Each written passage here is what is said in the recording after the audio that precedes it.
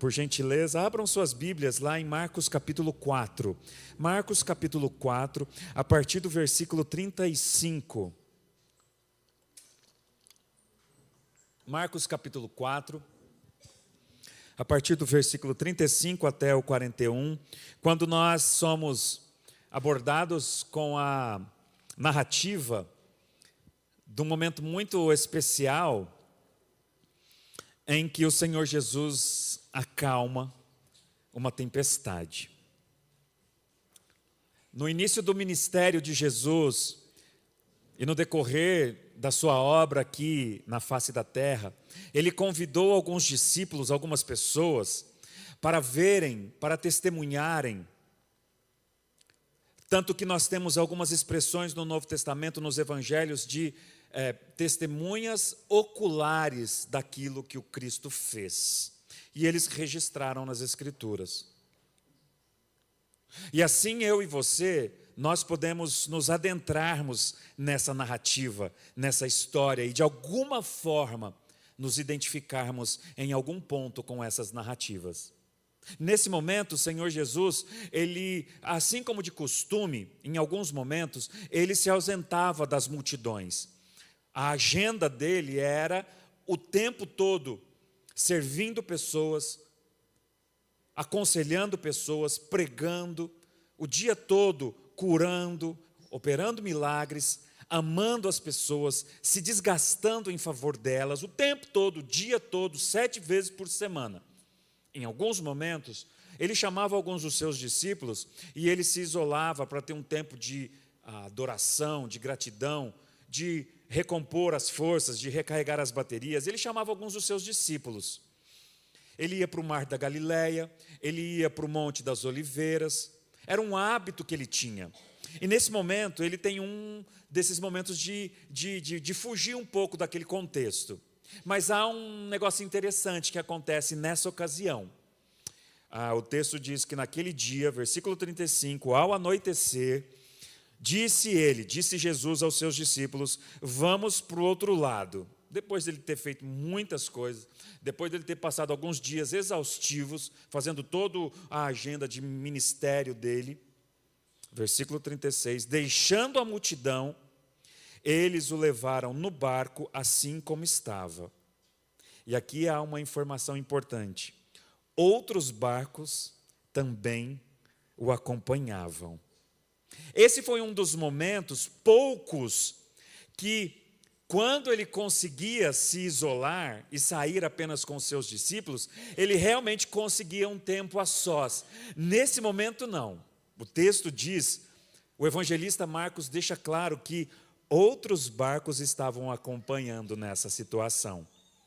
Levantou-se um forte vendaval, uma grande tempestade, e as ondas se levantavam sobre o barco, de forma que este ia enchendo de água. Jesus estava na popa, dormindo com a cabeça sobre um travesseiro. Os discípulos o acordaram e clamaram, mestre, não te importas que morramos?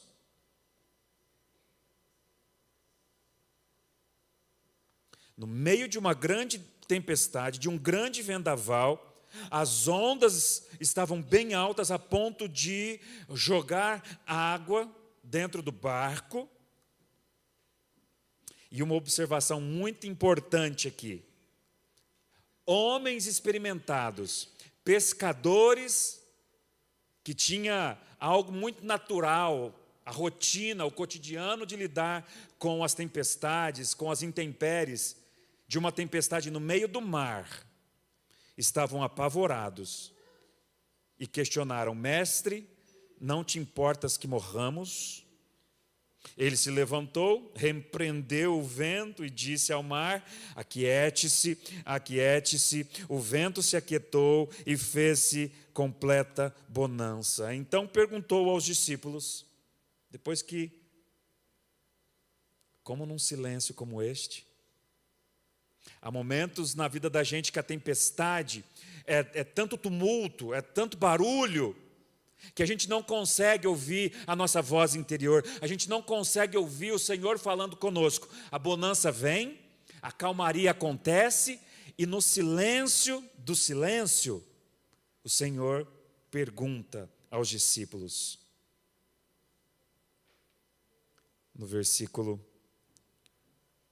a partir do versículo 39, na verdade ele vai dizer, e se levantou e repreendeu, e na bonança, versículo 40, então, perguntou aos seus discípulos, por que vocês estão com tanto medo?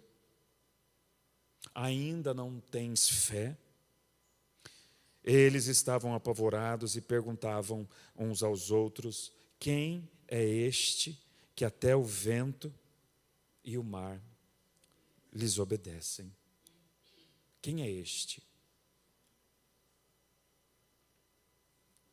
que no silêncio da bonança, que acalma, que dá fim ao caos, ou que permite o barulho das tempestades, do caos da nossa vida, e mesmo assim, Ele falar comigo. Eu posso ouvi-lo, eu posso experimentá-lo. Quem é este? Quem é este? Aqui nós temos 3 perguntas. A segunda pergunta, a que Jesus fez, ele desdobrou uma outra pergunta. Mas basicamente nós temos 3 perguntas aqui, e é sobre essas 3 perguntas que eu queria te convidar nessa noite a fazer uma reflexão a respeito dessa mensagem sobre o Jesus que acalmou uma grande tempestade. Como disse o pastor Bill Johnson, às vezes Jesus vai acalmar tempestades. Outras vezes, Ele vai permitir tempestades para acalmar você. Repito, como disse Bill Johnson, às vezes, Jesus vai acalmar a tempestade. Às vezes, muitas das vezes, Ele vai permitir a tempestade para acalmar você.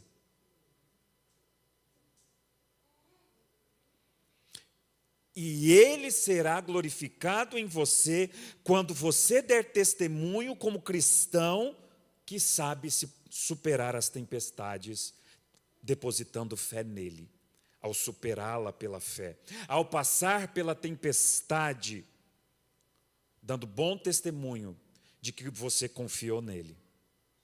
Ele está no barco com você. Ele te convidou para esse momento, dessa jornada da vida.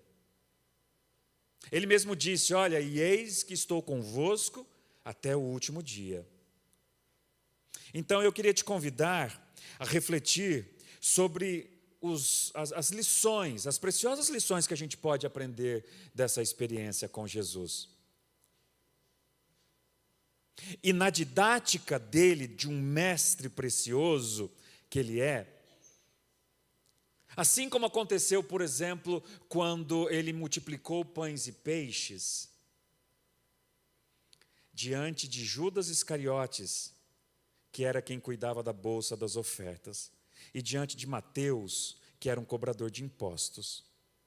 E muito provavelmente foram eles quem questionaram, Senhor, nós temos aqui mais de 5.000 homens, contando com suas esposas e filhos, passa de 10.000 pessoas. Nós temos aqui apenas 2 pães e 5 peixinhos. E ele quebra o raciocínio humano, ensinando grandes lições para as pessoas que acham que têm o controle da situação, mas não têm, para que essas pessoas voltem os seus olhos não mais para si mesmos, mas para o Senhor. Aqui é a mesma coisa, assim como quando Jesus, ele faz a pesca maravilhosa. Quando ele chega em Pedro e diz, Pedro, volta para o barco, lança a rede mais profundamente e pesca. E Pedro, ainda irredutível, como é o jeitão do Pedrão, Senhor, ele disse, olha, pescamos a noite toda. Quem é pescador aqui sou eu, o irmão é um mestre rabino. Pescamos a noite inteira, não pescamos nada. Mas como ele já tinha informações de quem era Cristo, e a fama de que provavelmente ele era o Messias, ele disse: mas porque és tu quem estás dizendo, eu vou lançar a rede. E foi grande o milagre da pesca maravilhosa diante de um pescador, em que ele já não tinha mais o controle da situação, talvez os sinais da natureza mostravam que ele podia pescar, mas por ocasião de um propósito que Deus tinha, ele não pescou sequer um peixe. Irredutível como bom pescador, que perdera o controle, o Senhor foi e fez aquela grande pesca maravilhosa. Aqui não é diferente. E algo importante aqui é, quando diz lá no versículo 36, que outros barcos acompanhavam. Talvez você já ouvira essa história do Senhor Jesus acalmando tempestade, e em nenhum momento você observou no texto que outros barcos também acompanhavam. E há algo muito importante nisso, e eu quero que você me acompanhe nesse sentido. 3 perguntas cruciais nós vemos no texto aqui. A primeira pergunta, versículo 38. Quando os discípulos viram aquela grande tempestade, quando os discípulos que estavam com ele no barco viram as ondas grandes se formando, jogando ondas para o alto e a água que entrava dentro do barco, homens experimentados, eram pescadores, amedrontados, é porque o negócio estava feio. O bicho realmente estava pegando. Assim como acontece na minha e na tua vida. Há momentos em que na nossa vida, literalmente nós vamos perder o controle. O negócio fica feio.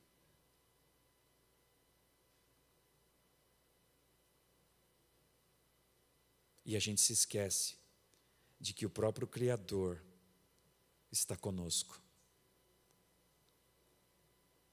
E aqui há uma experiência importante, porque o Jesus Cristo, o Filho de Deus, que era 100% Deus, ele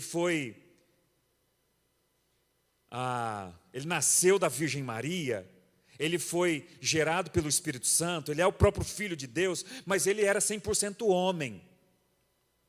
E esse homem experimentado em dores, o Messias, a quem Deus trouxe a nós e morreu naquela cruz, que não era pescador, que não entendia nada de mar, ele dormia calmamente.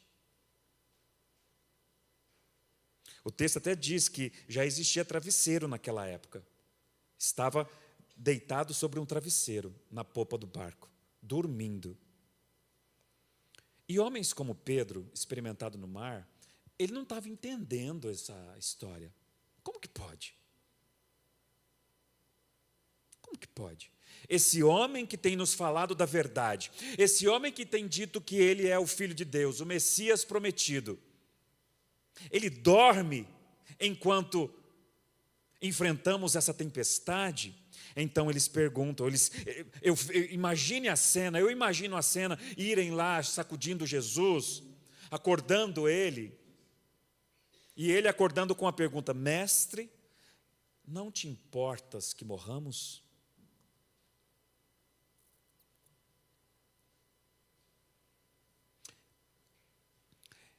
Essa primeira pergunta, ela fala muito de quem nós somos.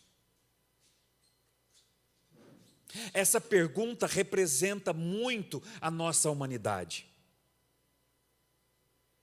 da nossa incredulidade,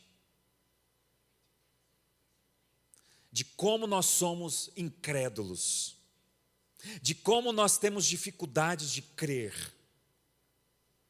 Os discípulos aqui já haviam passado muitas situações e tiveram provas cabais de quem era Cristo, de que ele se importava. Sim, ele se importava com eles. Mas eles fizeram a pergunta: mestre, não te importas que morramos?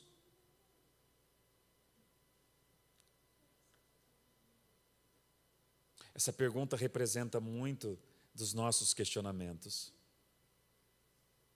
Do tipo, realmente Deus se importa comigo? Realmente Deus sabe que eu existo? Realmente Deus conhece as minhas provações? Eu sei que Ele sabe, mas será que realmente Ele se importa?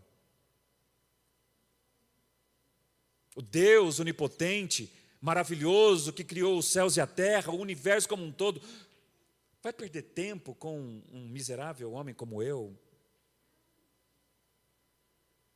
Ele te importas? Sim. Ele tem um amor especial por mim e por você. E sabe o que é interessante aqui? Ele não responde imediatamente à pergunta. Ele não responde ao questionamento, tu não te importas que morramos? Ele não responde. Não vale a pena responder. Lembra aquele ditado? Tem atitudes que valem mais que 1000 palavras?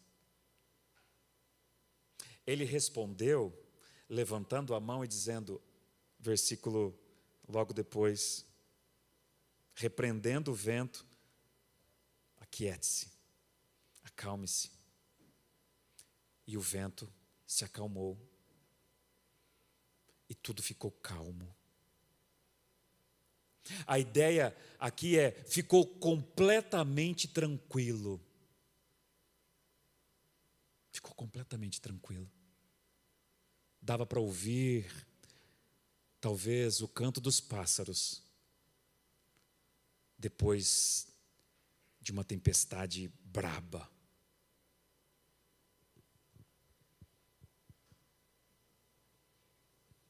E aí ele não falou mais nada. Ele não perdeu tempo para tentar convencer um coração incrédulo, que ainda duvida que ele importa. Depois de tudo que ele já tinha feito, depois de tantos milagres operados, depois de tantas palavras de verdade, depois de tantas orientações de sabedoria, de tantas provas cabais, de que ele era o Filho de Deus e ele se importava. Sobretudo, a maior de todas as atitudes, que vale mais do que 1000 palavras, sendo crucificado naquela cruz por mim e por você.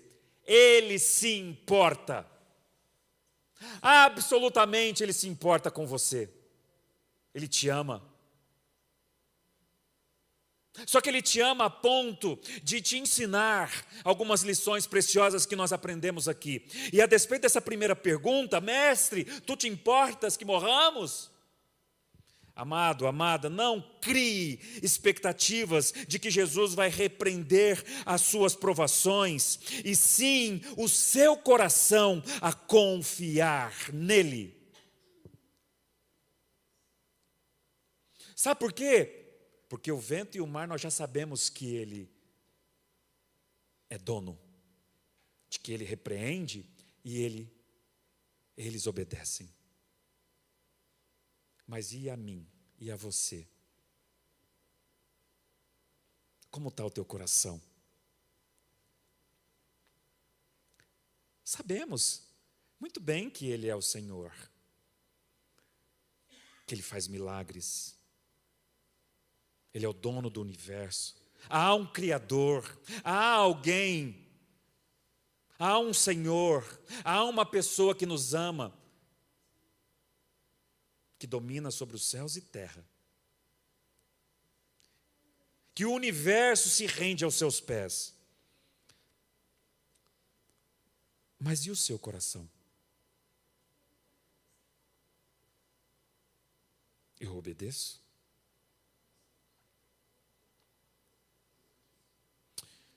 Essa é a primeira pergunta. Agora vamos para a segunda, lá no versículo 40. Então,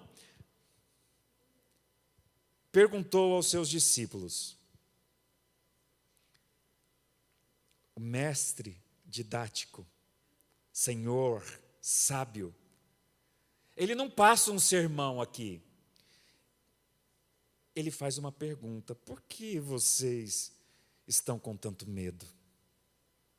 É a segunda pergunta. E dentro dela ele desdobra uma outra pergunta dizendo: ainda não tem fé?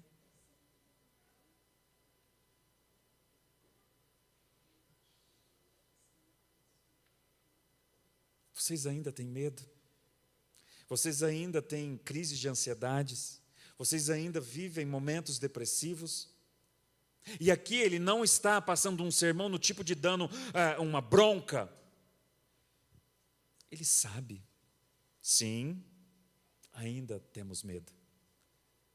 Pescadores experimentados no mar revolto ainda experimentam medo, sim, e está tudo bem. Ele sabe que nós somos homens de pequena fé. Ele sabe que nós somos frágeis. Ele sabe. Assim como em algum momento lá no final do ministério dele, quando já ressurreto dentre os mortos, depois de Pedro tê-lo negado por 3 vezes, ele pergunta 3 vezes também: Pedro, tu me amas? E ele vai dizer: Senhor, tu sabes de todas as coisas. Tu sabes que eu sou um miserável pecador, que eu careço de graça e de misericórdia. Então esse Jesus, como mestre por excelência, ele usa essa didática do contexto para deixar bem claro para aqueles homens, assim como para mim e para você: naquilo que você é bom, Deus vai permitir você perder o seu controle para Ele mostrar quem que manda.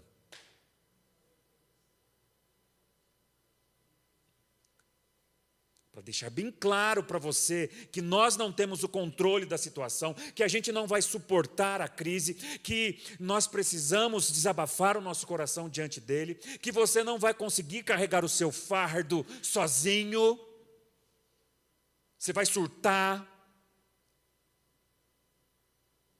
e nós precisamos dele. Assim como ele fez com os pescadores no meio do mar. Ele ensinou grandes lições a homens experimentados, suficientemente bons naquilo que eles fazem. Eles tiveram que perder o controle naquilo que eles eram bons, para confiarem em quem realmente é bom. E ele vai continuar o tempo todo no Espírito Santo perguntando para você: você ainda está com medo? E não tenha receio de dizer: sim, Senhor, eu estou com medo. Sim, Senhor, eu ainda não tenho toda essa fé. Sim, Senhor, naquilo que eu achava que eu era bom, realmente eu não sou bom. Eu preciso de alguém suficientemente mais forte do que eu. E em terceiro lugar, a terceira pergunta. Aí eles vêm dizer, no versículo 41, eles estavam grandemente apavorados e perguntavam uns aos outros: quem é este? Quem é este?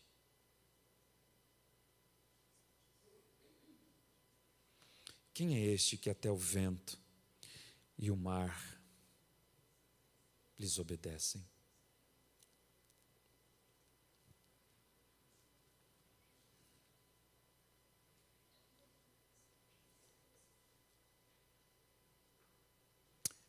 Quem é Jesus para você hoje?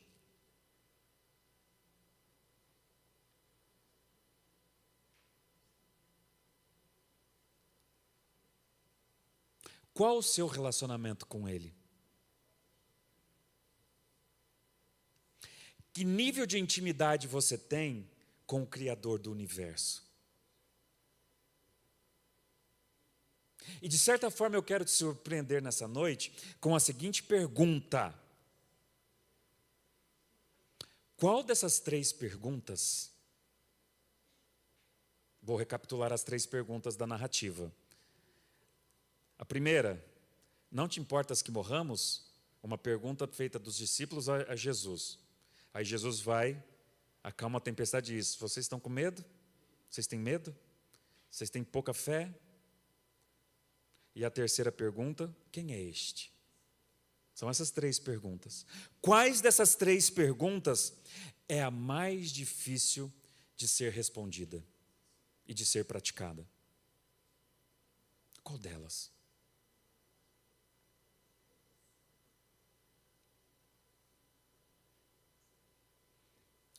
Eu suponho que a primeira pergunta é a mais fácil de ser feita. Pessoas apavoradas, buscando a ajuda de Jesus, buscando a ajuda de Deus. É muito comum, e o Senhor espera que nós possamos procurá-lo, perguntando: tu te importas comigo? Com um coração sincero. Eu acredito que essa pergunta é a mais tranquila e a mais fácil de praticarmos. Uma outra pergunta que não é difícil de ser respondida, principalmente num contexto de cristãos, é a terceira pergunta.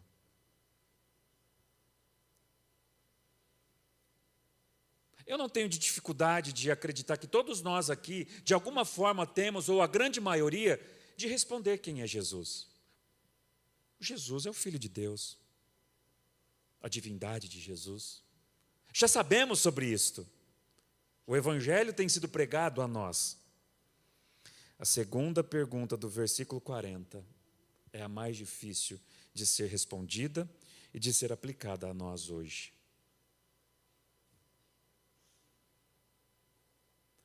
Não são as perguntas que nós fazemos a Ele, foi a pergunta que Ele fez para a gente.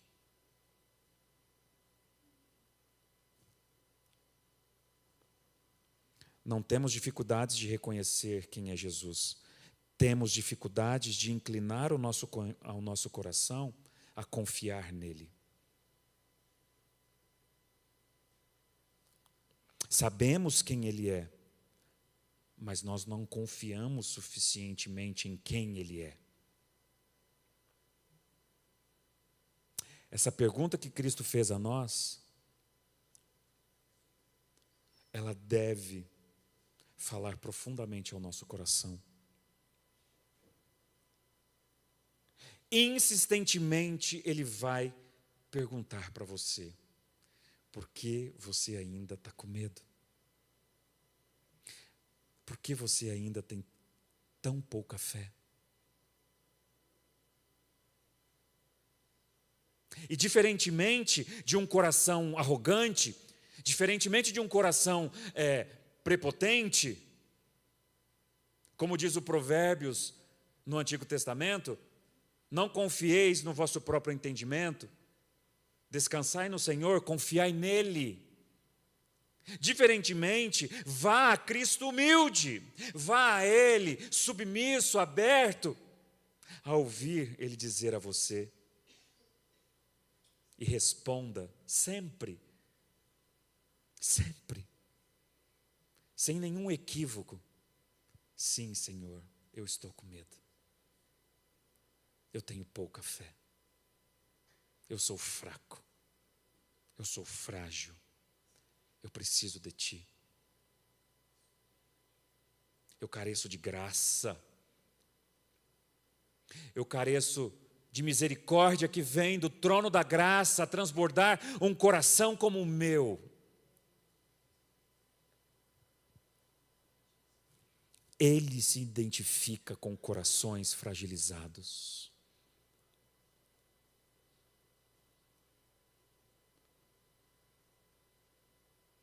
Ele abraça com compaixão o fraco, o oprimido, o machucado, o ferido.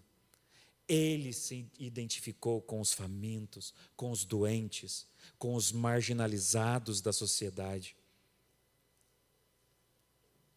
Ele se opõe à soberba, mas ele derrama graça aos humildes de coração. Vocês já leram as bem-aventuranças? Bem-aventurados os humildes de coração, bem-aventurados os que sofrem, bem-aventurados os que choram. Por quê? Porque eles encontram no trono da graça de Deus amparo, sustentação. Eles ouvem do próprio Cristo: por que vocês estão com medo? Eu estou aqui, eu quero cuidar de você. No momento da sua pior provação e nas tempestades da vida, eu estarei contigo. Eu quero terminar essa reflexão A despeito das palavras de Jesus em meio às tempestades da nossa vida, que nos ensinam algumas grandes e preciosas lições. Sim, muitas vezes, e tendo fé, o Senhor pode acalmar alguma tempestade da nossa vida, mas na maioria das vezes, Ele vai permitir a tempestade para acalmar você. E a experiência de ouvi-lo falar contigo. E nessa experiência, nós aprendemos algumas lições preciosas. A primeira, só quem atravessa a tempestade sabe da força do vento. E ele se identifica com você nisso.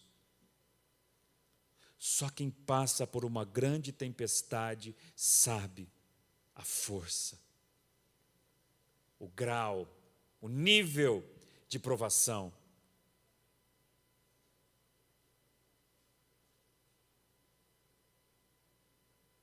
Quem passa por uma tempestade experimenta a força dela. Quem já esteve em alguma situação, a gente morou por um tempo em Praia Grande, tinha uma missão que nós trabalhávamos lá. Eu vi algumas chuvas em beira de mar que realmente assusta o mar revolto. A trovoada lá é diferente, o barulho de um raio, de um relâmpago, realmente era assustador. Só quem passou pela tempestade sabe a força do vento. Em segundo lugar, às vezes, tudo o que você precisa fazer é se abaixar, orar e resistir à tempestade.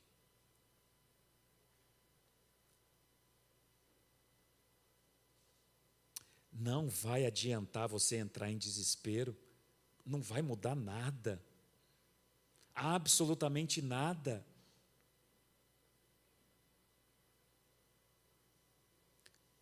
Às vezes, na tempestade, a única coisa que a gente tem a fazer é ficar quieto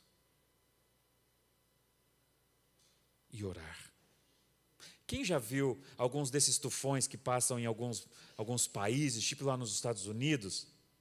Tanto que eles fazem a maioria das casas de madeira, porque exatamente quando passa um trem daquele, aí eles entram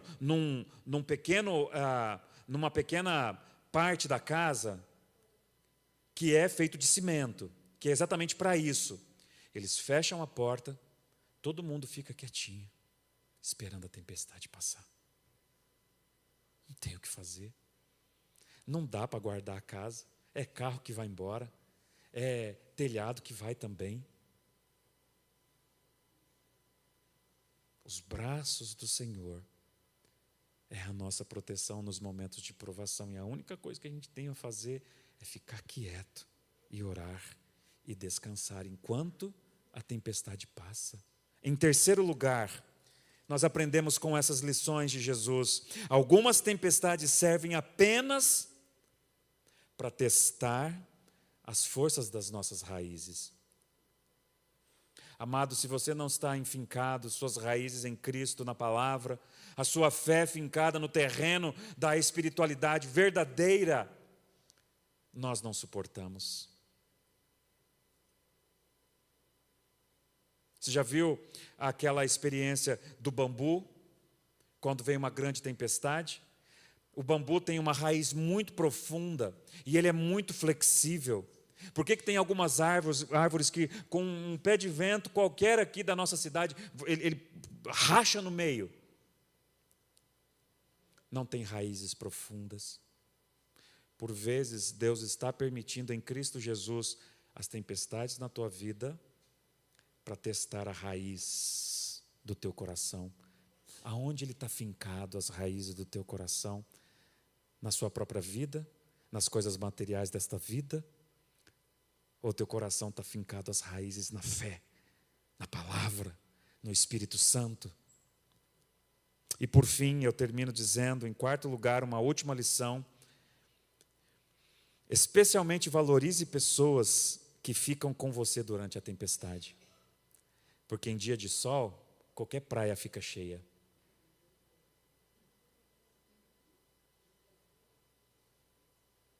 Valorize o seu marido, valorize a sua esposa, valorize os seus filhos, valorize os amigos que estão contigo no momento da tempestade. Ninguém pulou do barco lá. Todos estavam juntos ali. E sabe o que é mais legal? Eu quero terminar com isto. Lembra, volta comigo lá para o versículo 36. Tiago, por favor. Eu quero terminar com isso, dizendo à multidão, e eles se levantaram no barco assim como estavam, outros barcos também acompanhavam. Por vezes, o barco da tua vida, onde Jesus vai fazer o milagre, outros ao seu redor serão beneficiados por causa da tua fé. Outros barcos estavam vendo tudo o que aconteceu. Outros barcos viram que alguém se levantou no meio lá daquele barco, levantou a mão, disse alguma coisa e a tempestade se acalmou. O testemunho de um pequeno barco que estava a pique confiou no Senhor que conduz as nossas vidas. E a bonança foi uma bênção, não apenas para os discípulos que estavam naquele barco, mas para todos que acompanhavam ao seu redor. Sabe o que isso significa? Por vezes, Deus permite tempestades na tua vida para que você seja uma testemunha de alguém que confia nele, e Deus será glorificado em você. E o seu testemunho será bênção na vida de alguém. Quando nós depositamos confiança em Deus,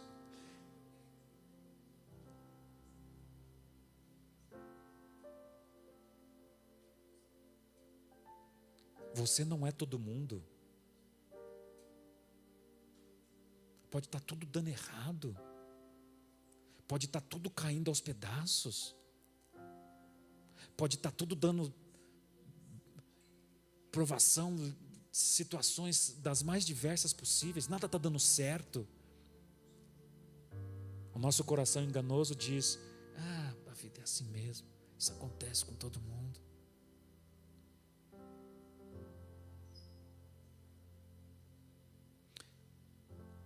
Quando você se levanta, você é luz no meio das trevas. Quando você enfrenta uma tempestade pela fé, Deus usa a tua vida para abençoar muitas vidas. Continue crendo nisto. Porque lá no teu ambiente, lá na sua casa, lá no contexto dos seus amigos, tem outros barcos que acompanham você. E tudo que Deus tem feito na tua vida vai ressoar a glória de Deus na vida deles. Aleluia! Você crê nisso? Fique de pé.